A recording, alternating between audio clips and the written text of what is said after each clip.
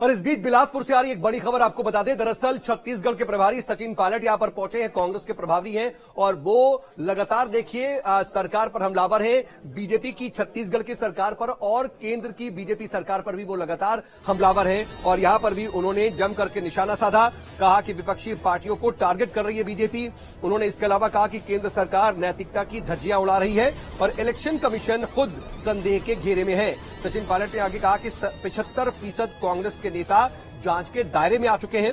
BJP घमंड में 400 पार का नारा दे रही है।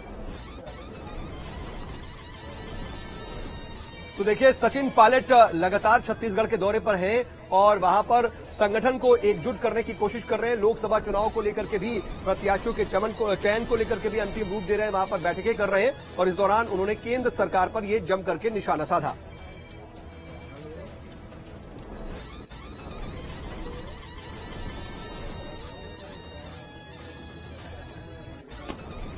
हर सीमा को लांघने के लिए तैयार है। सत्ता में काबिज रहने के लिए भय और आतंक का माहौल विपक्ष के नेताओं में क्रिएट करने के लिए, लोगों की छवि धूमिल करने के लिए, चरित्र हनन करने के लिए, आरोप लगाने के लिए। जांच से कोई मना नहीं करता, जांच आप कराइए, करप्शन खत्म कीजिएगा, लेकिन ऐसा नहीं हो सकता कि 95% जो जांच से हो रही है ईडी की, वो सिर्फ और सिर्फ विरोधियों के ऊपर हो रही है। ये कहीं ना कहीं एक उनको कंट्रोल कर पॉलिटिकल लाभ देने की एक साजिश मुझे अपनी छाती पीट रहे हैं कि हम 300-400 पार करेंगे, विपक्ष को टारगेट कर रहे हैं, एजेंसी का दुरुपयोग कर रहे हैं, कांग्रेस पार्टी के खातों को सीज कर रहे हैं। तो कहां से लेवल प्लेइंग फील्ड होगा?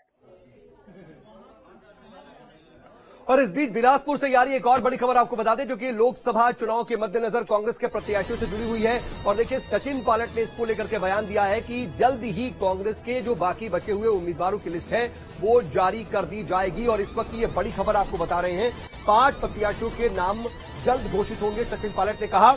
उसके आगे उन्होंने कहा कि छत्तीसगढ़ में पूरी तैयारी से चुनाव लड़ेंगे और कांग्रेस सरकार ने बेहतर काम किए थे। सचिन पायलट ने इस दौरान यह भी दावा किया कि 11 सीटों पर कांग्रेस जीत हासिल करेगी और यह भी कहा कि अब तक जो सफलता नहीं मिली है वो अब मिलेगी। चुनाव की घोषणा हो चुकी है, प्रथम चरण के नामांकन भी चालू हो चुके। देश में आचार संहिता छत्तीसगढ़ में कांग्रेस पार्टी ने अपने 6 उम्मीदवार घोषित किए हैं। जो शेष 5 नाम हैं उनको बहुत जल्द हम लोग उसकी औपचारिक घोषणा करेंगे। हमारा विचार विमर्श मंथन हो गया है, लेकिन औपचारिक घोषणा एआईसीसी की करने वाली।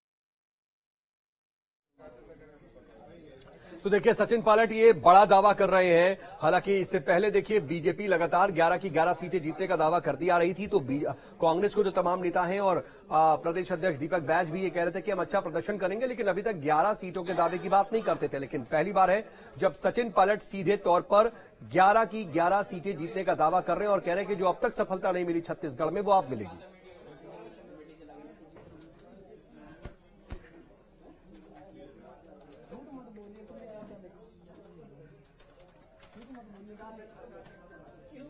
और देखिए